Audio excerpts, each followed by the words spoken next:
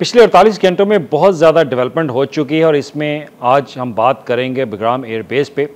तो एक power vacuum theory है, वो थ्योरी कहती है कि ताकत कभी खाली जगह बर्दाश्त नहीं करती और ये बैनुल-अक़वामी थ्योरी, इसका बुनियादी मकसद भी ये कि ये पावर वैक्यूम थ्योरी कहलाती है।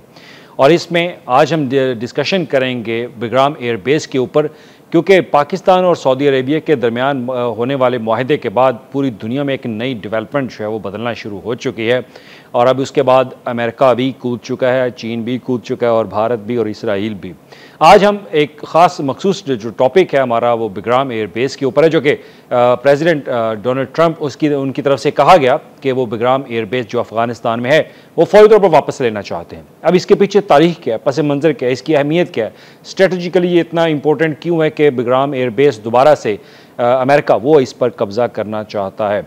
तो इस पर अब आज हम जो है वो बात करेंगे। आया ये चीन के लिए क्यों अहमियत रखती है, भारत के लिए क्यों अहमियत, और पाकिस्तान का इसमें क्या किरदार होगा, और क्या अमेरिका वाकई ही इस पर कब्ज़ा दोबारा ले सकेगा। तो इस पर आज हम बात करेंगे।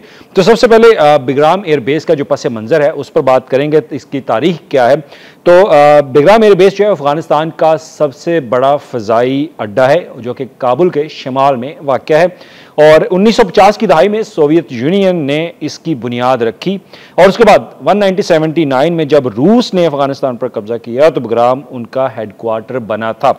और उसके बाद बात करते हैं कि 2001 में जब 9/11 का अटैक होता है तो उसके बाद अमेरिका अफ़गानिस्तान के अंदर जो है वो कूद जाता है और उसके बाद वो बेग्राम एयरबेस को मज़ीद मजबूत करता है और यहाँ पर अपने फाइटर जेट और अपनी बेस जो है वो बनाता है और उनके बमबार त्यारे वो यहाँ पर रुकते थे। और उसके बाद ये जदीद जो है वो फ़ौजी बेस में भी इसको बदला गया। और उसके बाद अब यहाँ से अमेरिका ने न सिर्फ तालिबान के ख़िलाफ़ जो है वो ऑपरेशन रखे, बल्कि पूरे इस खित्ते को जो साउथ ईस्ट एशिया है इसके ऊपर जो है उन्होंने नज़र रखी, इंटेलिजेंस जो है उन्होंने अपनी की।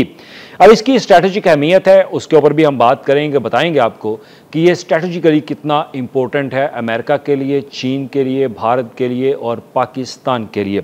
अब इसमें बेग्राम जो है वस्ती एशिया, जनूबी एशिया और मशरिक़ वस्ता के बीच के में एक संगम पर जो है वाक़या है। तो यहाँ से चीन, ईरान, पाकिस्तान, भारत और रूस सबको मॉनिटर किया जा सकता है। और इसके रनवे इतने बड़े हैं कि एटमी बमबार त्यारे जो हैं वो भी यहाँ पर उतर सकते हैं। और इसके साथ ही इसको कंट्रोल करने का मतलब है कि पूरे खित्ते पर निगरानी करना, सर्वेलेंस करना अपना, और अपनी पावर, रियलिज्म थ्योरी जिसे कहते हैं, वो अपनी पावर असर रसूख जो है वो कायम करना है यहाँ के ऊपर। तो अमेरिका और बेग्राम के ऊपर हम बात करेंगे कि आखिर जो अमरीकी सदर डोनाल्ड ट्रंप है उन्होंने अचानक से ये क्यों ऐलान किया। जब वो बरतानिया के दौरे पे थे तो उन्होंने कहा कि बेग्राम एयरबेस जो है वो अब वापस ली जाएगी, उसका कब्जा जो है वापस लिया जाएगा फौरी उसके उस फैसले के बाद जब पाकिस्तान और सऊदी अरेबिया के दरमियान एक मुआहदा तय पाता है कि वो अब म्यूचुअल स्ट्रेटेजिक डिफेंस के ऊपर जो है वो बात करेंगे। एक पर हमला, दोनों पर हमला होगा, जो कि सबसे इंपॉर्टेंट इसकी क्लॉज जो है वो थी। और उसके बाद अमेरिका की तरफ से ये बयान आया। ना सिर्फ ये बेग्राम एयरबेस, मैंने पहले भी अपने वीलॉग के अंदर स्टोरी की थी कि ईरान में जो चाबहार उनकी पोर्ट है उसके ऊपर भी पाबंदियां लगा दी गई और भारत को कहा है कि आप यहाँ से सामान से अपना लपेटें और वापस चले जाएं। चाबहार एयरबेस जो है वो जो पोर्ट थी वो बहुत इंपॉर्टेंट थी, लेकिन अमेरिका ने उसके ऊपर पाबंदियां लगाकर भारत को यहाँ से पतली गली से निकलने का हुक्म दे दिया। और उसके बाद अब बेग्राम जो है वो अमेरिका के लिए क्यों अहमियत है, तो उसके ऊपर बात करते हैं। यहाँ पर जदीद technology, satellite control, drone operation सब कुछ था जब अमेरिका ने इसको 2021 में छोड़ा। और उसके बाद इसको दुनिया में जो कहा जाता है कि ये जियोपॉलिटिकली एक दुनिया का सबसे बड़ा ब्लंडर था जो कि अमेरिका ने 2021 में किया था बेग्राम एयरबेस को खाली छोड़ के। और इसके बाद अमेरिका का चले जाना और इसमें एक खला जो है वो छोड़ गया था, जिसे अब दूसरे भर्रे पूर करने की कोशिश जो है वो करते। जैसे पहले मैंने लफ्ज़ इस्तेमाल किया कि जब कोई खाली जगह बचती है तो हर ताकतवर शख्स जो है उस पर कब्ज़ा करना चाहता है, तो जिसके पास ताकत होती है वो कब्ज़े करने की तैयारी जो है वो करता है। तो लिहाजा अब चीन और बेग्राम के ऊपर बात कर लेते हैं, क्योंकि अमेरिका ने कहा, डोनाल्ड ट्रंप ने कहा, अमेरिकन सदर ने कहा कि चीन जो है वो वहाँ पर अपनी न्यूक्लियर इंडस्ट्री वो इस्टेब्लिश कर रहा है। तो इस पर अब चीन का रद्द-ए-अमल ना आपको बताया जाए तो फिर वो भी आपने कल सुन भी लिया होगा कि चीन का जो रद्द-ए-अमल है वो भी इंतहाई अहम। तो उन्होंने कहा कि ये अमेरिका जो है वो खुद चौधरी ना अकेला बने, वो दुनिया का जो अमन है वो तबाह कर रहा है। तो लिहाजा चीन की कोई ऐसी स्ट्रैटेजी वहाँ पर नहीं है कि वो पूरी जो यहाँ पे अतराफ़ में रहने वाले मुल्कों के लिए, वस्त एशिया में, जनूबी एशिया में, ईस्ट एशिया में, उनके लिए कोई ख़तरा हो। वो ख़तरा नहीं है, वो सिर्फ यहाँ पर अमन पैदा करना चाहते हैं और उसके साथ लोगों को रोज़गार देना चाहते हैं, सहूलियात देना चाहते हैं। तो ये चीन का मौक़िफ़ है। लेकिन चीन के लिए बग्राम एयर बेस जो है वो इम्पोर्टेंट क्यों है कि चीन का शिनजांग का इलाका है, वो उसके करीब है, तो वो लिहाजा वहाँ पर शिनजांग में क्योंकि मूवमेंट बहुत ज़्यादा चल रही है मुसलमानों की, वो वहाँ पर आज़ाद रियासत चाहते हैं। वो चाहते हैं कि वो चीन की जो कम्युनिस्ट पार्टी है वो उससे सेपरेट हो जाएँ। ये बहुत बड़ा इशू है। हमने बड़ी कोशिश की, मैंने खुद बड़ी कोशिश की कि मैं चाइना के इस सूबे के अंदर विज़िट करूँ, लेकिन अनफॉर्चुनेटली हमें विज़िट जो है वो नहीं करवाया गया। लेकिन मेरे मुख्तलिफ जो साफ़ी बरदरी है, दोस्त हैं, वो विज़िट कर चुके। उन्होंने बताया कि कुछ हालात वहाँ पर ऐसे हैं जिन चीज़ों से आपको वहाँ पे रिपोर्टिंग करने की इजाज़त नहीं है और आपको जाने की इजाज़त भी नहीं है। लेकिन ये बात भी गलत है कि चीन जो है वो मुसलमानों के लिए ज़मीन जो है वो तंग करना, ये भी गलत है। हम चीन में रह चुके हैं, वहाँ पर हमें नमाज़ पढ़ने की भी इजाज़त है, सब कुछ इजाज़त है, लेकिन उनके कुछ असूल हैं, उसको फॉलो करना होता है। ये असूल हर पूरी दुनिया में होते हैं, अमेरिका में भी यही है और यूके में भी यही है। और उसके बाद बग्राम एयर बेस जो है वो चीन के लिए इंपॉर्टेंट क्यों होता है? चीन चाहता है कि अफगानिस्तान में कोई ऐसी ताकत जो है वो मजबूत ना हो जो अलहदगी पसंद तहरीकों को हवा दे। ये इंपॉर्टेंट चीज़ है। वो नहीं चाहते कि यहाँ पर कोई ऐसी अमेरिका जो ख़ास तौर पर अमेरिका यहाँ पर आके बैठे और वो दीगर मुल्कों के अंदर एक अलहदगी की तहरीक जो है वो पैदा करने की कोशिश करे। तो लिहाजा वो चाहते हैं कि यहाँ पर कोई ऐसा मुल्क ना आए। क्यों ना आए? क्योंकि BRI शुरू हो चुका है। बेल्ट एंड रोड इनिशिएटिव के तहत सी पैक की जो एक वसअत उसको दी जा रही है वो बग्राम एयर पास यानी कि अफगानिस्तान तक जा रही है। तो अफगानिस्तान में एक अच्छी खासी सरमायाकारी जो है वो चीन कर रहा है। तो अमेरिका उसके ऊपर भी नज़र रखना चाहता है कि आखिर चीन अफगानिस्तान में क्या कर रहा है। तो इसके लिए अगर चीन को यहाँ पे असर सुख मिलेगा तो ये उसके लिए एक बड़ा स्ट्रेटजिक जो है वो उसके लिए पावर होगी। फिर रियलिज्म थ्योरी है, हर बंदा अपनी पावर जो है वो चाहता है। तो भारत और बग्राम की बात कर लेते हैं। तो भारत और अफगानिस्तान ने अरबों डॉलर की जो है वो सरमायाकारी कर रखी है अफगानिस्तान के अंदर। तो इसके ऊपर जो है वो उनका एक कंट्रोल करने के लिए कोशिश जो है वो की जा रही है कि भारत अपना असर रसूख अफगानिस्तान के अंदर जो है वो रखना चाहता है। तो इसके ऊपर भी इंपॉर्टेंट चीज़ें जो चल रही हैं। तो इसमें जो चीन या तालिबान है वो इस पर भारत का कंट्रोल जो है वो उसको नहीं करने देना चाहते। उसके लिए वो कहते हैं ये ख़तरा बन सकता है उनके लिए। तो भारत चाहता है कि अफगानिस्तान की जो सफारत और इंटेलिजेंस मौजूदगी है वो बरकरार रहे, मगर फिलहाल वो दफाई पोजीशन पर है। अब इसके ऊपर बात कर रहे थे कि पाकिस्तान और बग्राम जो है वो क्या करते हैं। तो पाकिस्तान के लिए बग्राम एयरबेस का किरदार जो है वो एहसास है। अगर अमेरिका वहाँ से हमले करता है तो पाकिस्तान के लिए भी ये ख़तरा जो है वो हो सकता है। और उसके बाद तालिबान जो है वो कहते हैं कि ये कंट्रोल में आने से पाकिस्तान में कुछ रिलीफ जो है वो मिल सकता है। लेकिन अभी फ़िलहाल वहाँ पे कशीदगी है क्योंकि पाकिस्तान को भी अफ़गानिस्तान के बॉर्डर से कुछ ऐसे थ्रेट्स हैं जिसके लिए अब हमारी फ़ौज जो है वो वहाँ पर कार्रवाई कर रही है।